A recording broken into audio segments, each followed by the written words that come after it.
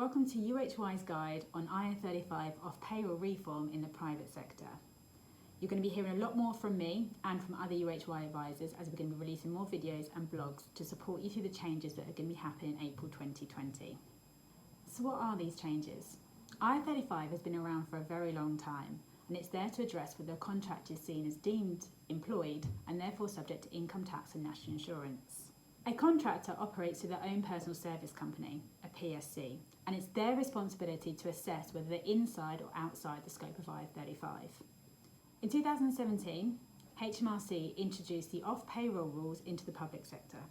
This was huge for the public sector in recruitment. The rules meant that the public sector body had to take reasonable care in assessing whether the contractor was inside or outside the scope of IR35. The liability of paying the income tax and national insurance shifted from the personal service company to the recruitment company. Now these same rules are going to be applied to the private sector as of April 2020. It is going to be your end client's responsibility to assess whether your contractors are inside or outside the scope of IR35, and it's going to be your responsibility as the intermediary to make sure you're paying the correct income tax and national insurance for your contractors. So what impact will these changes have on your business? Firstly, you'll need to work together with your end client, providing they're not a small company, and assess whether the contractors are inside or outside the scope of IR35. If the contractor is inside the scope of IR35, then they will be deemed as employed. Therefore, you will either need to look to go through an umbrella company or consider employing the contractor yourself. If you're looking to employ the contractor yourself, there's going to be various changes you'll need to put in place within your business.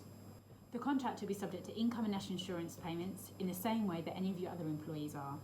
You also need to consider pension auto-enrolment, AWR, agency worker regulations, apprenticeship levy, and also holiday pay. Now we can help talk you through all these changes and the additional costs you may incur as a business.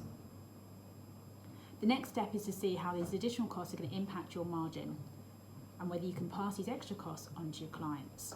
Hopefully that provides a useful summary of the IR35 Off-Payroll Reform in the private sector. The change is due to be introduced in April 2020.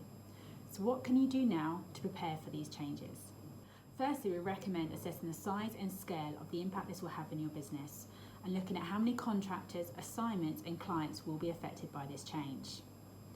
Next is about talking to your contractors and your clients and your staff to make sure they understand the changes that are due to take place in April 2020. We recommend splitting your contract base between those that are already employed, those that operate through an umbrella company, those that are self-employed, and those that operate through a personal service company, therefore limited company contractors. You can then assess which pool are going to be affected by this change. I'd also recommend looking at the assignments you have in place at the moment, particularly those that end after April 2020. I hope you found this short video helpful. You'll be hearing a lot more from me in the upcoming weeks as we cover various topics such as how to use the HMRC assess tool. We'll provide you with a margin calculator to show the impact of the additional cost of employing a contractor will have on your margins. This should help you talk to your clients in terms of increasing their rates. We'll also provide another calculator to show the impact on the contractor's net pay when you start deducting income tax, national insurance and pension. This will hopefully help you with your conversations with your contractors. We'll also be covering what to look out for when engaging with an umbrella company and any frequently asked questions and things.